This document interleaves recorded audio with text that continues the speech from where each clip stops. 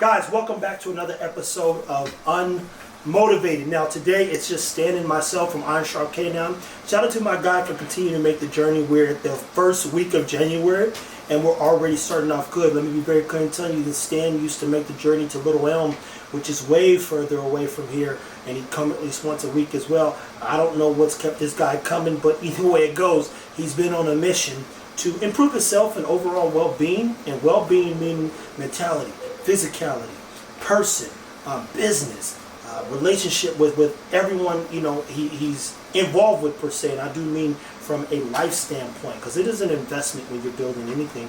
Today we're going to discuss a little bit about dog training, what that looks like, and challenges that we face being on the opposite side, meaning, hey, we're on the side where we pretty much motivate, inspire, and encourage people to be better. And what does that mean? Unfortunately, it means we get all the questions. So I told Stan, hey, you've got to create processes that make you unique, but also help people connect more to your brand and go and say, hey, Iron Sharp K9, Iron Sharp K9. So, Stan, you made a statement when you came in, and we was on the game for about 2 seconds. And one of those statements were, man, you know what? How is that the homeless people? And shout out to anybody who's dealing with mental illness and lost their home or got stuck in that cycle or circle of just not being able to get out of whatever predicament they're in, and God bless you. But how is that the homeless have dogs that don't run into the streets, don't have e-collars, don't have prong collars, hell, most of them don't even have a leash on, but that dog stays by their side no matter what. How do you train that dog? And what's the recall on that boy? Because some of y'all got dogs that dart out of your house, and here they are standing on the corner in a live action area, aka highway, and you go boom, nobody, the dog is good. So Stan, what brought that thought to your mind, and was it a moment of frustration where you were like, you know what, I need to go talk to the homeless man, get him to hey, what did you do? Hey, it's funny you say that. I was literally like, man, we gotta go find a homeless man with a dog and bring Trevor out there and interview him how he trained his dog. It's just, but like you said, you see him on the side of the road and their dogs are off leash, they're walking, crossing the street, and they don't even look worried that their dog's about to get hit by a car or anything. And they're not having any formal training sessions with these dogs, but it's just the dog is a part of their lifestyle. Yeah. And that was one thing that I started thinking about, because when I got into training, Rocco was literally just a part of my lifestyle. I didn't even know that there was like formal training that you were supposed to be doing. We just went places. Mm-hmm. And then I'm like, okay, what did I exactly do with Rocco? And it's been so hard to try to recreate that process, because I literally just lived with him for 2 years. But like you were saying, the processes and everything, we have to simplify it so everybody can do this stuff. Because everybody doesn't want to have the dog on a prong collar or an e-collar, or even really want to train their dog. But if they just spend a little bit of time and develop a relationship with the dog, you're going to have a better understanding and a line of communication with the dog than if you are even trying to train your dog for a specific sport. And so, in your experience, what's been one of the things that really helps a person better communicate in dealing with their dog? And I'll tell you this, Ruben said one of the things they do at times back in the day, they would have people who were looking for service dogs to just go back and read to the dog. Let's get the dog accustomed to your tone, your voice, your emotion, your mood, everything, and really connect to you. And you'd be surprised what words do for dogs. And the irony is they don't speak English. So they're like, hey, tone and everything. Just petting Nico makes him wag his tail a lot of times when he's in the bed, biting on one of my bears. But I literally have teddy bears in the bed. This is a true story. But the point is what do you think is one of the tricks to really communicating and connecting with your dog on it almost seems like a spiritual level, right? It is. I think it's esoteric. Oh my God! Stan finally uses big word, y'all. Yeah, man. I got a couple of them in the vocabulary. Oh shit! And I know more about that because of Neil and my study and interest in Galileo and all the things that make things so. So you say this esoteric, And it's funny because Will Smith used that word before too. Ha! That's probably what you heard it. Hey, I'm not going to disclose the information. You see what I'm saying? I knew it. Hey, Will Smith used that word before, and I used to be a big Willie fan, until he went out of his way to cause harm to another person. Be very clear to tell you this, and we'll get back to the subject. I've been one of those people who were raised in a very tumultuous environment at times. My goal was never to fight my own people. And I've had to defend myself to survive. But I'm like, yo, I've even told one joker before, like, yo, you think you're tough. Fight you and both boys. Oh, you know, boy, we'll go back to your backyard. I said, I'll fight both of them. Y'all are not him.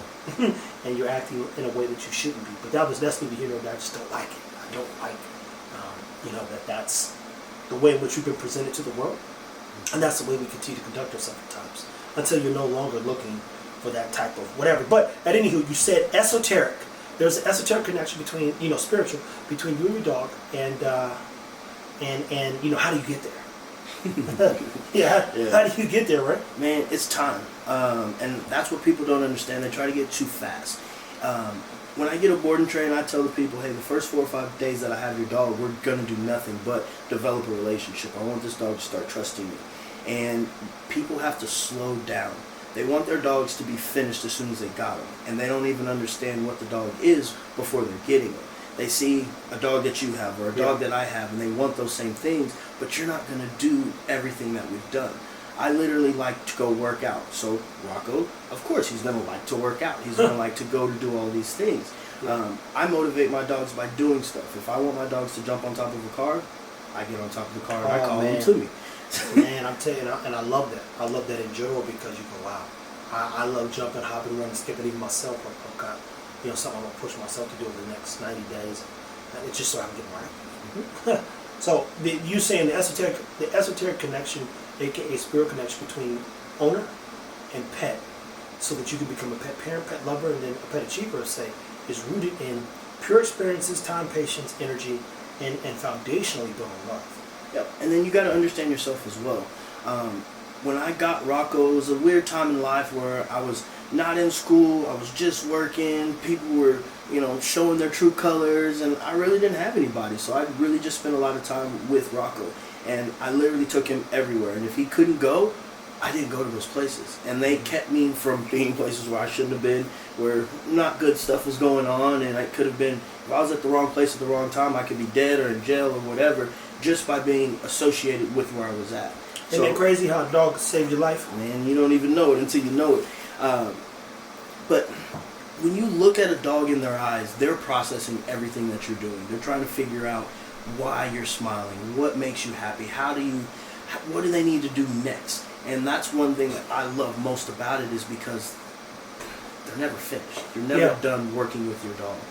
But this is the hardest thing to get people to understand, is you have to step back and don't be so caught up in the moment of when you're with the dog right then and there. Because that time that you're spending with them is it's exponential to the dog. Like what did Neil deGrasse Tyson said, every day that we live is a week in a dog's time. Yeah. So if we spend an hour, that's expedite. Or it's like 7 hours. Yeah. It's like 7 hours of work with the dog. And when I tell people, hey, do something for 5 minutes with your dog, they're like, that's not enough, it needs to be an hour. No, it doesn't. You can get up to the point. You need good reps. You need good reps. And a good rep will last longer than a bad rep. And then it'll keep you from being frustrated as well. Mm-hmm. Well, in a dog's mind, a bad rep is going to last longer than a good rep. Because if they got success by doing something bad, like we were working with Cha-Cha, if I would have reached down and she grabbed that ball and ran off, now everything that we did before that is going to be thrown out the window because of that 1 second. That 1 second. And look, you've seen that Tupac movie, for those that didn't. It's been in many movies. Don't let 20 or 30 seconds of your life, cost you 15. Yeah. So in this case, working backwards is definitely good in business. When it comes to dogs, you want to move forward. So you have to work backwards in a sense by moving slow. Yes. and that's the hardest part, because it is a slow process. But after that ball gets rolling, it's just like an avalanche or a snowball going down that hill. It starts off very small, but by the time it gets to that bottom, now you got a force. So let me ask you this, and didn't tell me what is the real job of a dog trainer? Your job title objectively is I'm a dog trainer. I fancy dogs. I actually enjoy dogs. I love seeing what I can get a dog to do. And now you've learned to really enjoy all breeds and found some ones that you really enjoy training. Like you talked about the golden doodles or those doodles in general, and you say, man, that was pretty fun. But what's the hardest part about being a trainer? Especially, and I know the answer, but especially when people come with these high expectations, and let me be very clear in saying this. I too am inspired by Rocco. I'm telling you, I love Rocco. Hell, I love what he's done with Boots, And nothing in me says, I will go outside and get your dog that time. Be very clear. It would be a lie for me to say, I want a dog just like Rocco and Boots. It'd be nice, but I know what kind of work goes into that, and I ain't got that kind of time on my hands. But that's why I got a guy like Stan, because we get to highlight him as a person who fancies dogs, who's got some super trained dogs. Keeps me inspired to build something bigger so that he can be a part of it. And that's where I'm posting this, right? But imagine me seeing Rocco as many times as I've seen him now over 4 years roughly, and even watching Boots not even be a good 2 years old, if not a year and some change. How old is he? Yeah, he's about 14, 16 months. Okay, so he's not even 2 years old, but watching that journey from the minute Stan drove him back from Arkansas. Yeah. From Arkansas to now going through this crazy process of training. So now I want a dog. I'm like, I don't. I like watching it. That's the truth. Some people get confused, like, man, I want a dog like that. I'm honest Jones. It would be cool, but nothing in me is gonna get me up and do that. I might do it with one dog ever, and that be the one dog that goes with me realistically everywhere. But outside of that, what would you say is the complexity, or what makes a dog training like so, I guess, lucrative and not so good at times? Like, I mean, what's the benefit of being a dog trainer? You tell me. Man, I mean, honestly, I don't really. The people you get to meet, that's probably the benefit of it. And it's a great way to network. People love their dogs. Yeah, they do, and they're going to do anything for them. And you really start learning a lot about people because the dog is a reflection of them. Mm-hmm. I think people like their dogs more than they like their kids or their spouse a lot of times. I literally had a guy call me today. I have his bulldog or his bully for a 3-week boarding training, and we're probably on day like 12. And he's like, "Hey, can I come pick up the dog?" I'm like, "Bro, like, we're not even close to being even finished yet." He was like, "Man, I'm just missing him, da da da da da." And this is a big old brawly white dude. Like, yeah, you wouldn't expect him to act like that. Let me tell you this right now. I don't miss my mama, but at some point I go, man, I get back to ego. Or back in the day, the first time I even thought I shed a tear almost, because I had to leave my dog Champ back. I went on vacation, and I ain't been nowhere probably like 7-8 years, literally. I went to Utah when I was like 23 on a business trip, but I had never been anywhere in Champ, and he been able to do literally everything. People say that, I'm like, man, that dog, but I have photos of me and Tramp sleeping on the floor with we bought a bunch of pillows, and I'm talking about from Walmart, and just laid on the floor. One of my homies just got out of jail, and I had nowhere to go, and I was like, yo, my man, what's up, bro? He reached out to me. I said, man, where you staying, bro? He got no trip. He got trip. You pull up, bro. You good. I get over there, and he's living in an extended like there's this half house connected to a real house, and you could walk through one door and be in their house, but he's got a small kitchen back, and he let me crash on the floor. So I got that photo, man. It's nostalgic for me, because when I say me and Champ been through the ringer, I didn't think of it like that. But you go, wow, that dog was with me, and that probably was the reason why at moments I had some more peace than I would have had than being alone, to say the least. So I get his point, because I'd rather see my dog before I see him human. Yeah.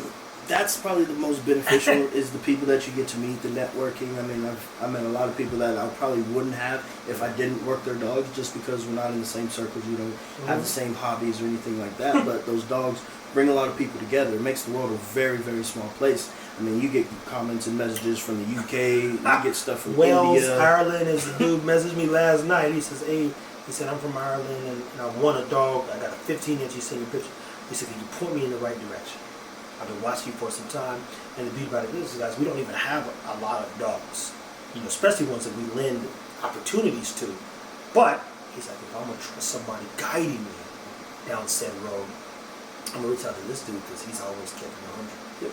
And that's the thing. I think I'm different from most dog trainers because I tell people the truth. I'm never gonna lie to somebody and be like, yeah, I can make your dog be a Rocco. I'm like, nah, your dog don't have it. And if your dog does have it, it's still a 3-year process. So when we went on America's Top Dog, Rocco was 4 or 5, and we were training for 3 years every single day. When there was no lights, we were in the outside with the truck lights on, doing some stuff. And it'd just be simple stuff. And then when we did get that opportunity on America's Top Dog, shout out season 1, episode 2. Y'all go check that out. yeah. Good. It's a good one. People, it'll wake you up and you say, man, that was interesting. It was fun to see Stan out there having a good time. I never thought they would do that, but I know I never did. Yeah, I mean, and I had no clue about what was going on either. What existed for dogs, right? Nope, I had no clue. I just wanted to do something with my dog.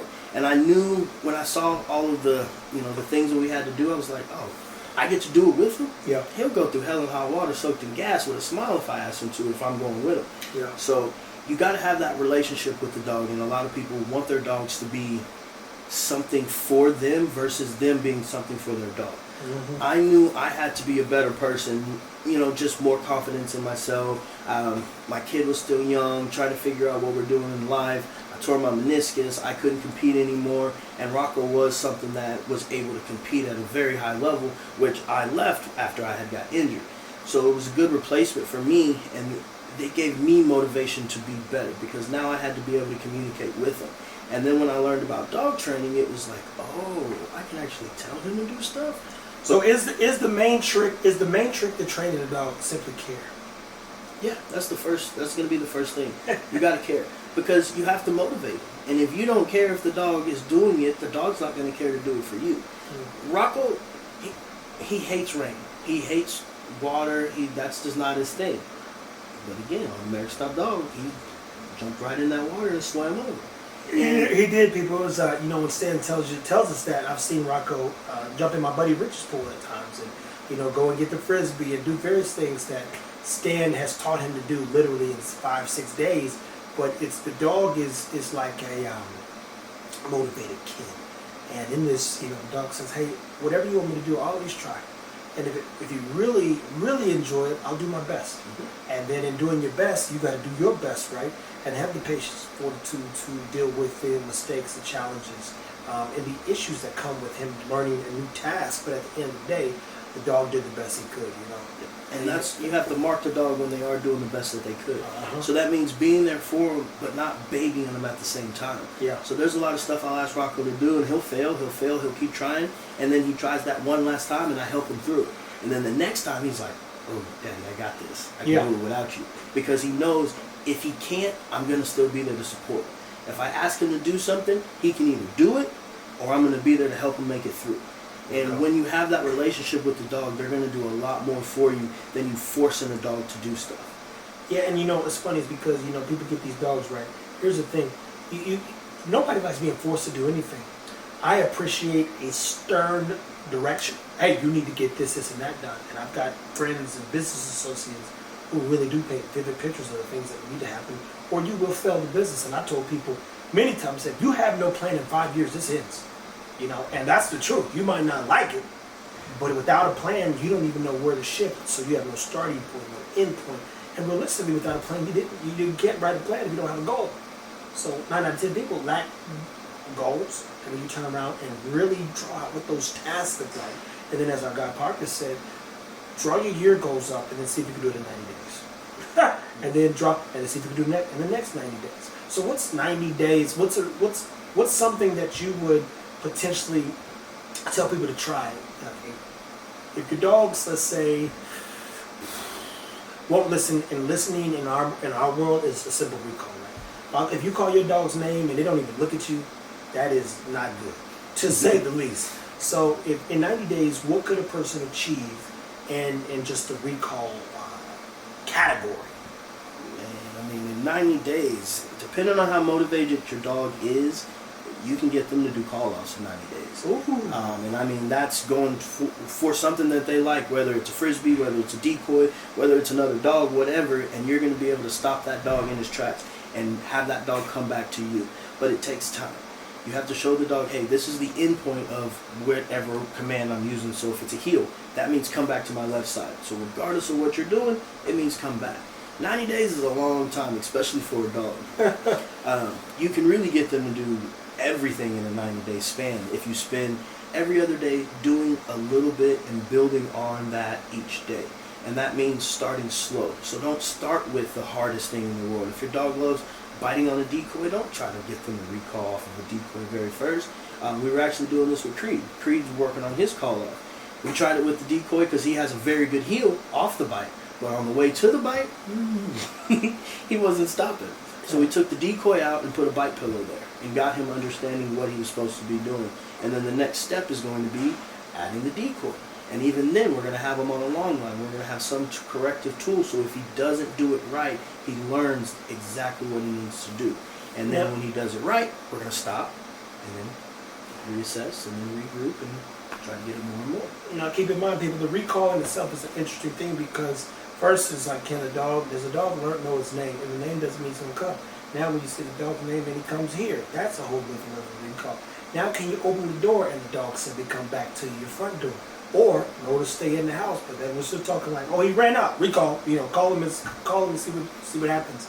Then you turn around, if you're getting into protection work, PSA, and all that competition stuff, that recall got to be nuts because if we're sending him to do a task even, we should be able to call him back. So just in that, you go, wow, recall alone? Probably 5 or 6 stages of recall realistically. And it gets more and more intense depending on which world you live in, right? Yeah. I mean, a recall is a safety command. That's it. We've told the story about Kush, my first dog. His name was Kush? His name was Kush. No wonder he died. He looked like a bag of Kush too. Oh man! But yeah, he ran out, and I did everything wrong. I went and chased him. He didn't have a recall. I didn't know what fucking recall was back then. So I just did everything wrong, and it's like now, even like a 6-month-old puppy, I just couldn't imagine him running off and me not being able to get him back. It would be frightening to say the least, scary and detrimental. It like that kind of stuff send you to depression, people. It would, bro. Like, because I tell you this, there's only a few good things in this world, and I do believe children are the worst beings on earth at times, but they also can be very, it's like a spiritual innocence, because they don't know that the world's a ugly place. So there's an innocence that they possess that has not been damaged by adults in life. So kids are pretty refreshing, especially I think 3 and under. Definitely 5 and under. Once they get about 8 and some change, they start acting like fucking donkeys. But and then you start looking at a puppy and even a dog. But realistically, even puppies, they don't know what evil is yet. They don't have a good idea unless you're breeding for that bullshit. But you go, okay. And so these two things kind of keep you honest and show your humanity. Like brings this human back to you. So in the craziest movies, be it John Wick, The Punisher, the Marvel version of the Punisher, Johnny, this dude's fucking mowing people down. But you heard that dog, man, he's like, no, don't hurt the dog. You're like, these people are awful people. But that dog, whatever you do nothing to the dog. And the dog had nothing to do with this. Yeah, some people tell you, beat my kids, don't touch my dog, though. That's the point. I told somebody this, I said, isn't it crazy that when somebody, like, you get nervous, somebody walk up on your kid, say, hey, how you doing? But you don't be tripping. We maybe got manners and stuff. But like, if somebody go to pet my dog, you're like, bro, what are you doing? What are you doing? Dude, get back. Why are you even near him? You almost get more protective. I mean, it sounds crazy. And Stan's got 3 daughters, right?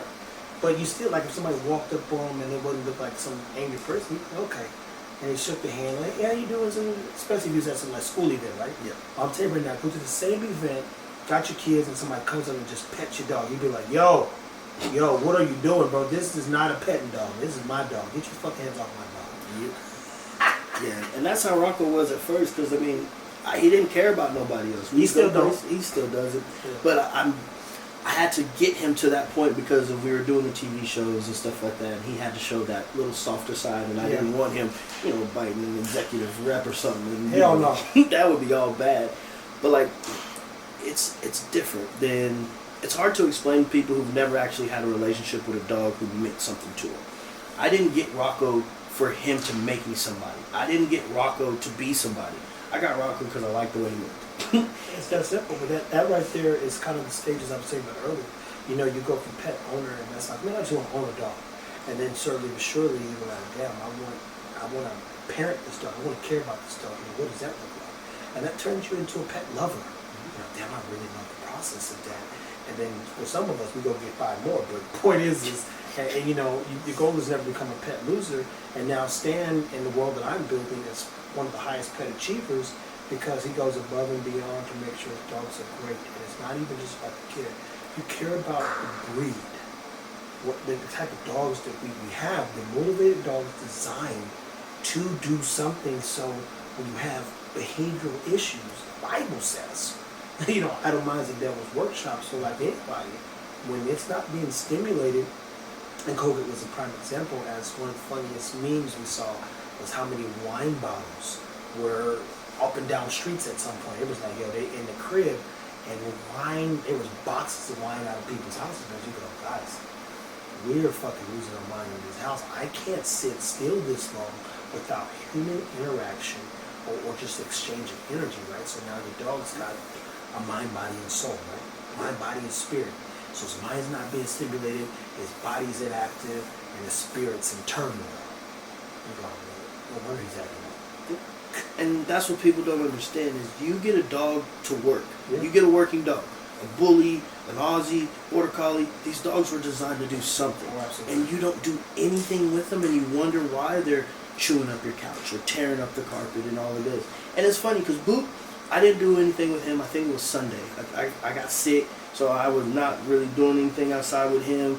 And I woke up at 2 o'clock on Monday and I'm like, man, what is going on? Somebody's chewing on something. I go out there to look. He's back on the placemat. So I'm like, man, go lay back down. About 5 minutes later, I hear it again. So I go up there. He grabbed the ornament off the tree. Oh, wow. And he was chewing it, but he didn't do anything for a day. And he's a dog who's been doing something every single day of his life. Yeah. And you can tell when I didn't take him out and at least even throw the frisbee for 5 minutes with him because he starts going and getting mischievous. Yeah. You be, and man, look, everything he's saying is 10 toes, I stand 10 toes on it, and we know. We know what our dogs do at Jamarcus's house. He's got a dog named Gia who got kind of motivated. She'll start chewing up the fence. And they go, oh, she's been in and out the cage. She hung out outside for, 4 or 5 times throughout the day for 30 minutes. But she didn't get to go and do anything. It's like this. The first question you get when you've been sitting in the crib for 3 or 4 days, I got to find something to do. And even the people like myself who are fond of people, I've learned to spend more time with Mom and others. And my buddy Rich, who texted me this morning, said, man, I'm going to Eddie's at 8:30. I got the kind of friends that put stuff out there, and you just they're like saying, "Yo, pull up," but you just know how they communicate. So I started there, and then you turn around. He's like, "Yo, I don't know if you're trying to go to the gym later. That's the gym." Well, Stan's come from Cleveland, which is an hour and some change away. And we just shot for 2 hours. We played the game. We jump. You go, and all these things keep even me stimulated, right? And even tonight, I'm like, what Lego set I'm not going to do? I want to do that a little bit, and then I want to edit some more videos. Because Jamarcus ain't feeling well, but even this, he's like, we still got to get this podcast rolling. So all those things keep a high-level, active person like myself just stimulated enough, for being honest, because I've had the craziest day, and it'd be 2 o'clock, and I'm like, what if I get this done in an hour? And I'll build a whole set with 800-plus pieces, following directions, of course, in an hour time, just so I can push myself. Because I'm on a mission, right? But point is we all need stimulation, and we need structure. And even more importantly, sometimes we need guidance, and we need friends, and we need associates, and we need good, we need bad, we need sometimes ugly to remind us to stay up per se, believe it or not. So, I'm gonna call it. Look, I do have a bum in my family. So when I say I'm talking from personal experience, I got an Uncle Alfonso. He'll come to a family function and put every leftover piece of food in a Walmart bag, man. He's like, we'll give you a plate with some foil or just a container you can just take from me. I'll just put it in this bag for me. They're like, man, that is odd, but so when I say this, I don't mean this. Sometimes I try to be disrespectful, but I don't mean this disrespectful. When you're looking at the bums, or the people or the homeless or whoever, and they've got dogs with them, I imagine the dog keeps them alive, but you go, what did they do to get that dog to love and be next to them? It has to be something that's on a level that, almost can't be explained, I presume, right? And then you look at those dogs, and they're not healthy. I ain't never seen one with hip bones showing for real life.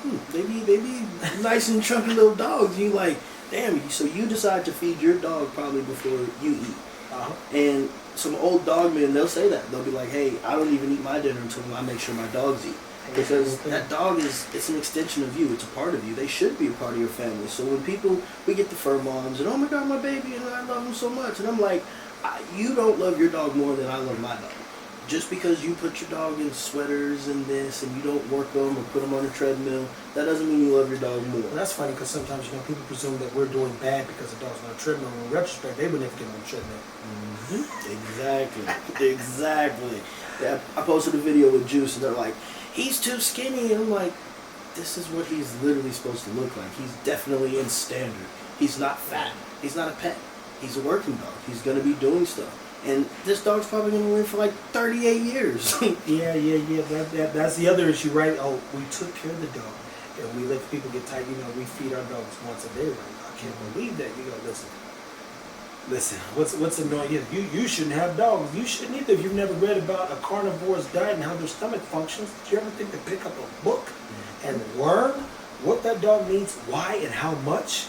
And if we are going to call them carnivores, we've got to really understand, like the herbivores, carnivores, and omnivores, how do each one of their systems function?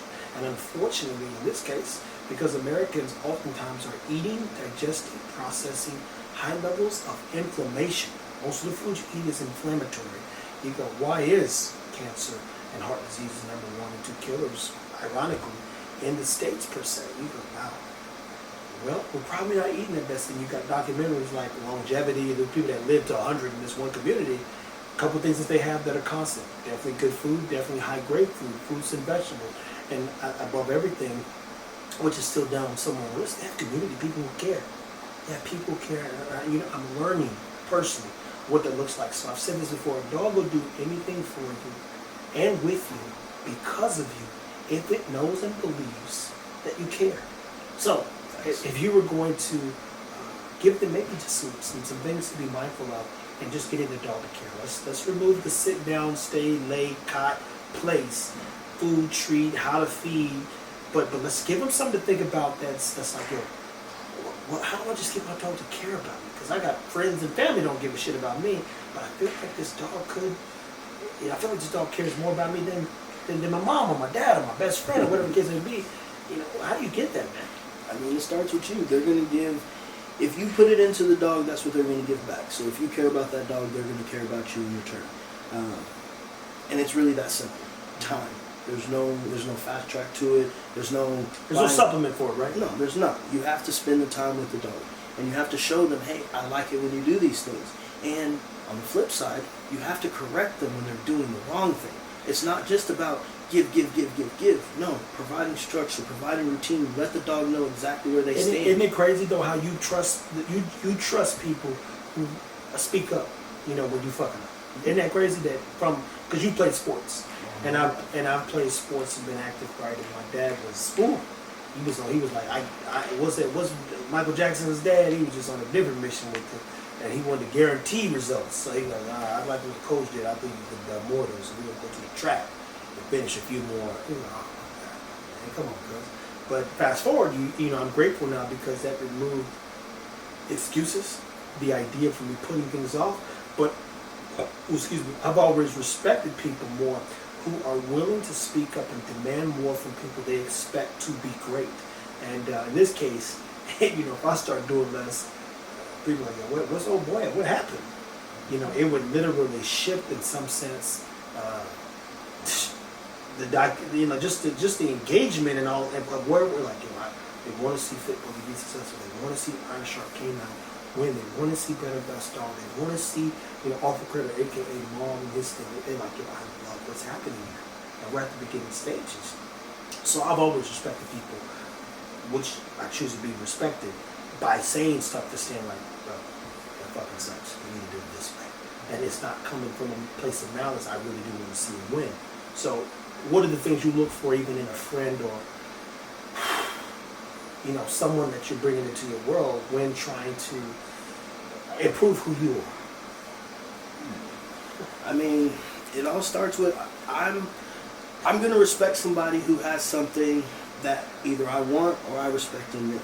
So, I want more to be able to communicate better. So when we're doing a video and you're like, hey, bro, that sucked. You should have said this, or why didn't you say this? You talk better off camera. Don't be that fucking character. All of those things are making me be a better communicator because now I'm not overthinking stuff. Because you've seen me over the last couple of years, I would literally be talking and then I just pause because I'm trying to find the right word. But you're trying to find a way to be liked. Yeah. Liked in what you're saying, and you can see it, man. It's like, you get into your head, so they're not going to like this. I'm like, who's that? Who can pick up the phone and call you and say, you suck? I mean, I would never do that. And if I did, I'd give you constructively a path to practicing. And realistically, I've watched Stan practice 2 or 3 years, and I made the complaint for at least almost 2 years. Like, man, you sound like a character, bro. What are you doing? you're fucking killing me with this shit, because off camera, he sounds like this. And then he'd get right on, and he'd turn into this guy that nobody likes. You know, and mind you, I ain't telling him he gotta be liked, but they're not gonna like the person who being himself. And then if that's the case, you gotta be so good at that character. Like, oh, that's who he is. And then it not be who you are. So it's like this conflict and duality of trying to choose, like, who am I supposed to be on camera? I'm like this, just yourself, buddy, just yourself. Just be that motherfucker, just yourself. And you'll be fine. Get people that are going to push you to be better. Yeah. And if somebody's trying, like Trev said, if he says we're not doing something right, he tells us, hey, try it this way. Yeah. Or, this is what I would do in that situation. He's not just putting me down. A lot of people, they'll put you down because they don't want you to be better than them. Yeah. And that's fine. If you feel better about yourself by putting other people down, cool. But you're not going to get anywhere, because eventually you're going to meet the wrong person and you're going to burn the wrong bridge. And then, like we were talking about earlier, people won't want you to send a lifeboat after them. No, you know, you just You fucked me over, and then you want me to, like, you think I forgot what you did? Like, there's no expiration on the disrespect, bro. Like, I remember that shit. I may not acknowledge it. I may never say anything about it, but I know. Facts, my friend. And that's the part, too. Be mindful of your journey as well and where you're at, and learn how to respond. And then if you know you're not where you need to be, get around people who can better you, but you got to be okay with them speaking up and holding you accountable, demanding more, and you know, even helping you create a path to being more for yourself. And you know, the pleasure has been all mine in watching Stan grow, because I believe foundation, I've said this before, I can scale character. I can scale, you know, a decently good person, or a good person who may be misguided and lacks direction. I can scale that. Because I'll just make sure he's safe on time, but he can do what he really is good at, and then he gets paid well for long term. But you go, imagine somebody you say something to and they live in pride and ego and they're self-righteous. You can't tell them nothing, which means none of us can grow. And I want to grow from even my interactions with Stan, when I may be speaking a certain way and seeing how he responds, and I have to keep making adjustments at times so he gets it right. And that in itself is a journey, to say the least. And that's not to say we've had any issues. What it means is he's grown, and he's taken heed to the calling. And I used to tell this to my athletes. I said, you know, guys, I know this is hard. Teeth, right? You do 1,000 reps, fucking an hour and a half, and we got another 1,000, 2,000, 4,000. I said, but the doctors prescribed greatness. I'm just fulfilling the word. It's really that simple. I can't ask for you to be less. And then on top of that, you're not telling somebody to do something that you wouldn't do yourself. No, I got videos of me jumping as high as the kids jumped. I'm dunking with them. I'm running with them. And I'm not going to pretend I did everything, but I did enough to keep those young men inspired and still. You know, shout out to some of the kids who follow me still, snap in various places. And they say, man, T-Ford, it's good to see you still active. I'm like, what do you mean, bro? Until my dad grabbed the ball off a rim when he was 40 in flip-flops and put it back in. I'm like, I'm going to be straight. If anything, you know, I got to lose a little weight so I can get back to flight school. When you go, bro, I'm good, man. I'm good, and I'm going to keep being great, because we've got big dreams, high hopes, and great expectations. So people, listen, this is pretty much kind of stayed on topic, but we summed up for you in a sense that you just have to pace yourself. Root whatever you're doing in care. Time, get this, it heals everything. A lot of times, you know, they say time is the one thing that can heal things. Get out of your own head, for one, too. Don't get mad at the dog. A dog 9 out of 10 times doesn't know when it's doing something right or wrong, especially if you are mute. So you have to communicate and praise it when it's doing well, and let it know when it's not doing so well, so that you guys can live well for 10, 15, 20, 17 years. And there are people who message me saying, because of your information, I tried some of the food techniques. My 17-year dog, God called me once, I got a dog as old as my daughter, and she's 17 years old. And I tell you, man, my wife came and she was like, what you do to this dog? Where's all this energy? She said, it's like a new dog, man. I really do appreciate what you're doing. I said, I'm about to call him. My wife like, don't call, leave that dog, leave that man alone. He said, he said he answers. I'm gonna just see. Back in the day, you could call me off Instagram and come right to my phone, but it just got a little too weird. There's some weirdos that was constantly. I'm sorry, guys, they ruined it. They ruined it. Y'all could have FaceTime and called me at any moment in time. We were building this thing, and you know, I'm getting back to a version of it, but you go, no, I just can't take the risk. But at any extent, any final words on connecting and caring with your dog, caring for your dog and training needs? So people, don't judge your dog against somebody else's. Ever. Especially not a dog you see on the internet. Especially not a dog somebody had probably took 37 takes to get that 40-second video that their dog looks perfect in.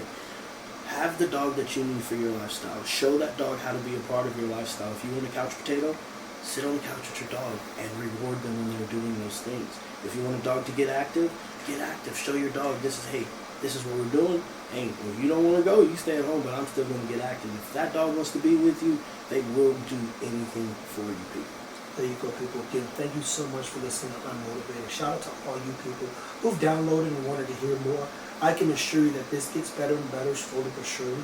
And we're 32, 33 episodes in, 3 maybe weeks in, over 300 downloads, which I tell you right now, big old podcast, and you couldn't get 10 people to download 50 episodes or an episode in a month, and we've got almost 20 downloads an episode, and it's only 12 been released. So when you hear this one, I'm like, oh wow, look at that one there.